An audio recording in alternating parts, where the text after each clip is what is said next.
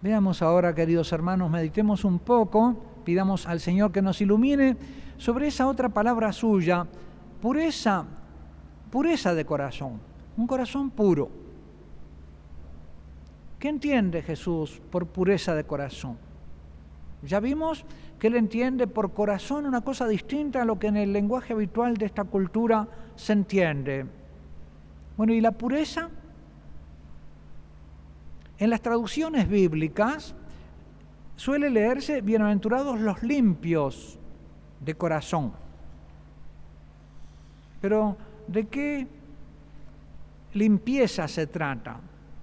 La palabra griega katharos, que traducen algunos por limpio, significa más bien puro. Limpio tiene un sentido muy amplio, higiénico, diríamos casi, ¿verdad? En cambio, el puro es la pureza, esta es una pureza religiosa, de orden religioso. Y por lo tanto, no pertenece tanto al orden del cuerpo, sino propiamente al orden de las relaciones interpersonales.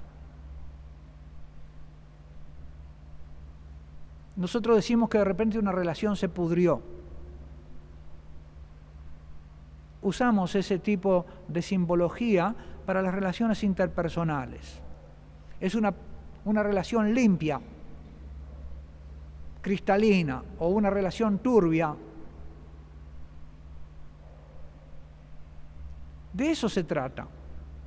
Y se trata de la relación limpia, pura, cristalina, fuerte, sana con Dios.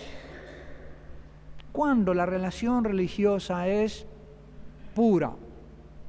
El que tiene una sana relación con Dios, que es la relación filial, vamos a ver. Al fin y al cabo es eso. Ese verá a Dios, ese conoce a Dios. El que está en la correcta relación con el Padre, es decir, el que vive como hijo. Conoce a Dios porque lo conoce como Padre. En cambio, los judíos todavía no lo conocían como Padre, tenía que venir el Hijo a revelarlo. Lo conocían bastante, pero los patriarcas no habían conocido a Dios como Yahvé, lo habían conocido como el Dios Altísimo. Recién Moisés conoce el nombre de Yahvé. Y recién nosotros con Jesús conocemos el nombre de Padre. Y nos conocemos a nosotros en esta nueva relación pura de hijos, que nos permite conocer a Dios, verlo como Padre, verlo como Él realmente es, como el Padre Jesús y el Padre nuestro. Entonces, cuando uno va renunciando a todo lo que puede impedir vivir como hijo, y empieza realmente a vivir como hijo y empieza a introducirse en esa ternura filial e infantil, si no os hacéis como niños no entráis en el reino de los cielos, empieza a conocer al Padre, empieza a conocer a Dios como papá, mi papá, upa, ¿no es verdad? Upa, papá. Pero claro, para alcanzar esa inocencia del upa, papá, el corazón se tiene que haber hecho como de niño también. Los niños no tienen, ¿verdad? Las relaciones de los niños normalmente, de los niños chiquitos, ¿verdad? Todavía no han llegado a la malicia en el niño se despierta, por ahí por los 7 años, por los 6, 7 años ya empieza las consecuencias del pecado original. Pero antes, esa pureza del corazón de los niños, ¿no?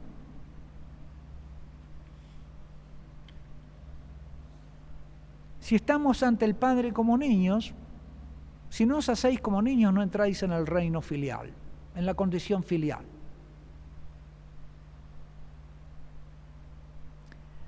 La ley de Moisés prescribía un código de pureza ritual y religiosa al que los judíos habían ido agregando por tradición otras prescripciones. Como todos los demás aspectos de la ley, Jesús no vino a abolirlas, sino a llevarlas a su perfección mediante la justicia de los hijos. Vino a cumplirlas como el Hijo, a darles cumplimiento. Esta bienaventuranza es un ejemplo claro de cómo la pureza de los hijos debe exceder a la pureza de los escribas y fariseos, a la justicia de los escribas y fariseos, y como la pureza del corazón filial lleva a su perfección los códigos de pureza de la antigua ley.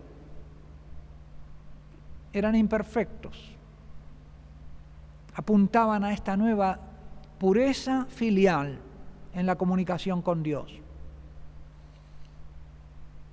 ¿Qué es lo que ahora te aparta de Dios? No tener un corazón de hijo. Eso te aparta de Dios. Tenés un corazón de fariseo que está ahí, cumplir o no cumplir la ley. Y por ese camino vas por el camino de los puritanos y de los escrupulosos.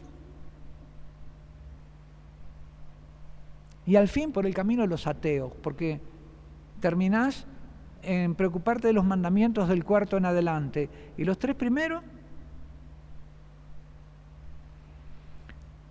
En el Antiguo Testamento era considerado puro lo que aproximaba a Dios e impuro lo que incapacitaba para el culto o excluía del culto.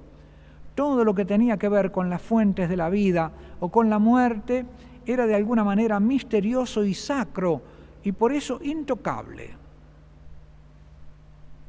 Si se lo tocaba, se incurría en una inhabilitación para la comunión cultual equivalente a la que produce una irreverencia o una desconsideración. Si yo soy irreverente y desconsiderado con una persona, ¿no? Daño la relación con esa persona. Si yo no tengo en cuenta los misterios de la vida, etc., daño mi relación con el Señor de los misterios de la vida. Soy un irrespetuoso.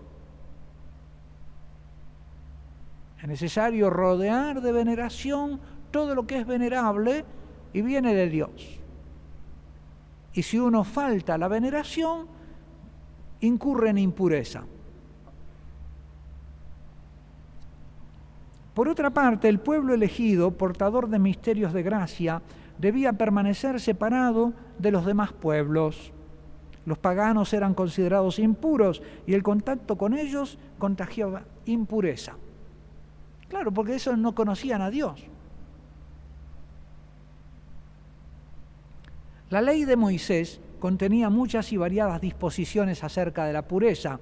Prohibía comer animales y otros alimentos impuros, el cerdo, por ejemplo, u otros animales.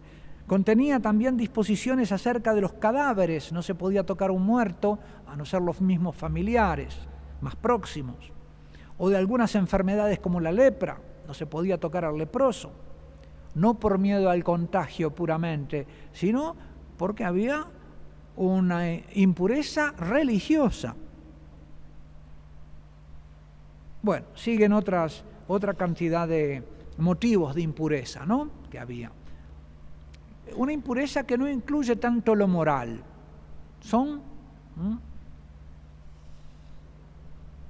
como cosas exteriores. Y por eso había que limpiar y lavar las cosas, las personas, para purificarlas. Se acercaron a Jesús del Evangelio de Marcos algunos escribas que habían venido de Jerusalén y viendo a algunos de los discípulos comer pan con manos impuras, esto es, no lavadas, los condenaban. Porque, dice Marcos, los fariseos y todos los judíos, aferrándose a la tradición de los ancianos, si no se lavan muchas veces las manos, no comen. Y cuando regresan de la plaza, si no se lavan, no comen. Y otras muchas cosas hay que se aferran en guardar, como las abluciones de los vasos para beber, de los jarros, de los utensilios de metal y de las camas.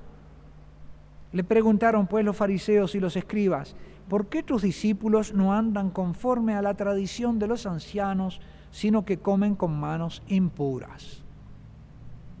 Bueno, Jesús va a modificar drásticamente esta doctrina, pero sobre todo va a impugnar algunas tradiciones relativas a la pureza, y lo hará con su enseñanza y con su práctica, con su ejemplo. Vamos a ver con la doctrina, con la enseñanza. Jesús les dice: hipócritas, bien profetizó de vosotros Isaías, como está escrito: este pueblo me honra con los labios, pero su corazón está lejos de mí. porque en vano me honran, enseñando como doctrinas mandamientos de hombres. Porque dejando el mandamiento de Dios, os aferráis a la tradición de los hombres, los lavamientos de los jarros y de los vasos de beber, y hacéis otras muchas cosas semejantes. Y les decía también, bien invalidáis el mandamiento de Dios para guardar vuestra tradición, porque Moisés dijo, honra a tu padre y a tu madre, y el que maldiga al padre o a la madre muera irrevisiblemente. Pero vosotros decís, basta que diga un hombre al padre o a la madre, es corbán, que quiere decir mi ofrenda a Dios, todo aquello con que pudiera ayudarte, y no lo dejáis hacer más por su padre o por su madre, invalidando la palabra de Dios con vuestra tradición que habéis transmitido. Y muchas cosas hacéis semejantes a estas. Jesús, por lo tanto, interioriza el concepto de pureza e impureza. Vamos a ver cómo inmediatamente, en el mismo pasaje de Marcos capítulo 7. Jesús enseña que es del corazón del hombre, ven, de lo más interno del hombre y del lugar de sus decisiones y de su libertad, de donde sale la impureza. Es eso lo que lo hace impuro. En el corazón se juega, en la decisión del corazón. ¿Vas a vivir como hijo de Dios o como hijo de Adán? Lo que sale de la boca, del corazón sale. Y esto contamina al hombre, porque del corazón salen los malos pensamientos, los homicidios, los adulterios, las fornicaciones, los hurtos, los falsos testimonios, las blasfemias. Estas cosas son las que contaminan al hombre, las que lo hacen impuro. Pero el comer con las manos sin lavar no contamina al hombre. Más todavía, fíjense que la justicia de los hijos, Jesús la va a poner en el corazón antes que en las obras todavía. ¿Recuerdan que en el Sermón del Monte dice, ¿habéis oído que se dijo no matarás? La ley prohibía matar. Pues bien, yo os digo, no te enojarás. Así que no solo el acto de no matar, sino la ira del corazón que lleva al homicidio, o que te deja medio camino, o que hace que lo mates con la indiferencia o con el odio en tu corazón, eliminándolo de tu trato, sacándolo de tu vida. Se acabó para mí, se murió, lo mataste por la ira. Jesús va ahí, al interior del corazón. Es allí donde está, digamos, el Hijo de Dios, y donde se realiza la transformación que te convierte en hijo, en la transformación espiritual interiorísima de tu corazón. Ahí te engendra tu Padre, en tu corazón. Te da un corazón nuevo, de hijo. Y dice, ¿habéis oído que se dijo? No adulterarás, no cometerás adulterio. Pues bien, yo te digo, el que mira deseando, ya en el deseo, está el pecado y la impureza.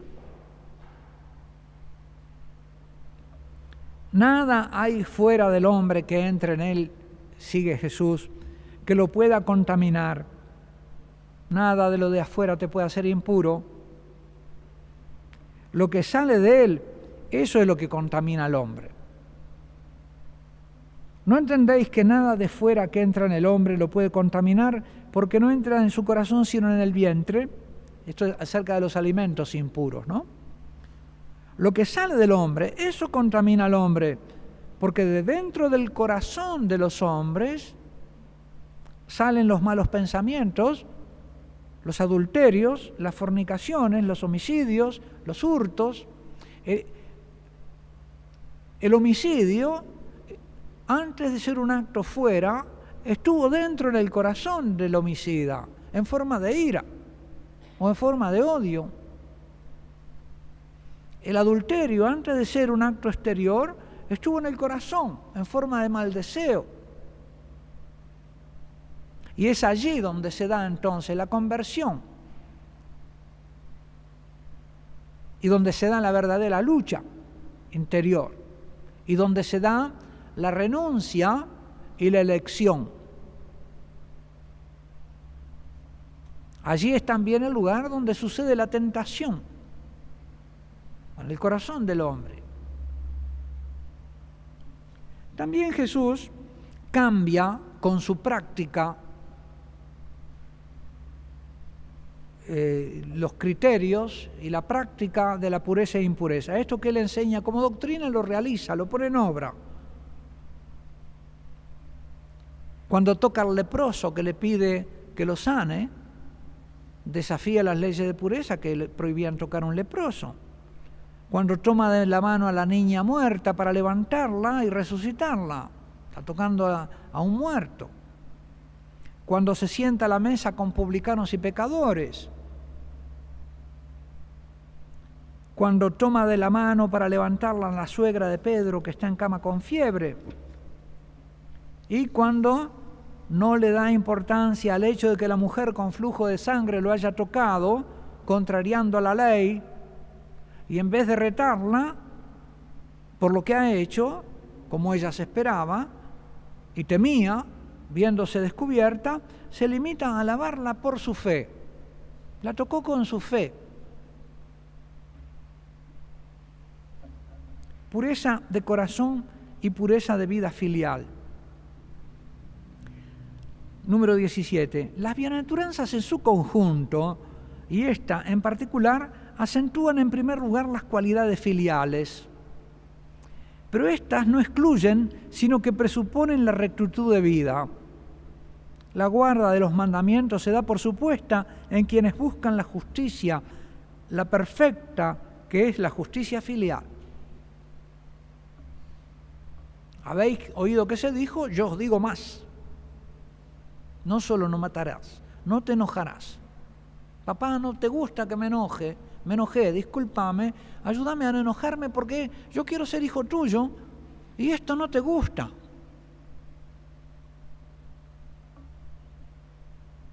No permitas que ceda a estas tentaciones y pensamientos malos que me vienen como consecuencia de la herida del pecado original. No los quiero. Porque a ti no te gusta. Ni el adulterio, ni que tus hijos miren hacia tus hijas. La justicia filial es superior, por lo tanto. Es excedentaria, supera la justicia de los escribas y fariseos. Es la que debe caracterizar a los hijos de Dios y excluye toda duplicidad o hipocresía, todo intento de servir a dos señores, porque el Señor me mira el corazón. Y por eso la pureza del corazón inspira una práctica exterior de pureza. Si yo tengo un corazón puro, mis obras serán puras. En cambio, ¿qué es la levadura de los fariseos? Es que con sus obras de religión se mezcla un fermento de corrupción, que son sus intereses. ¿Qué les reprocha Jesús a los fariseos? Que en su vida religiosa no buscan la gloria del Padre, sino que buscan su propia gloria, porque quieren ser alabados por los hombres. Y de su justicia quieren sacar, réditos de gloria propia. Se glorían, no buscan la gloria del Padre aún a costa de su propia infamia, como Jesús, sino que quieren sacar gloria para ellos y en el fondo se la quitan a Dios. Ponen su propio nido en las cosas de Dios. Y esto nos puede pasar a los cristianos, porque si no Jesús no nos hubiera advertido de este peligro. ¿Verdad, Señor?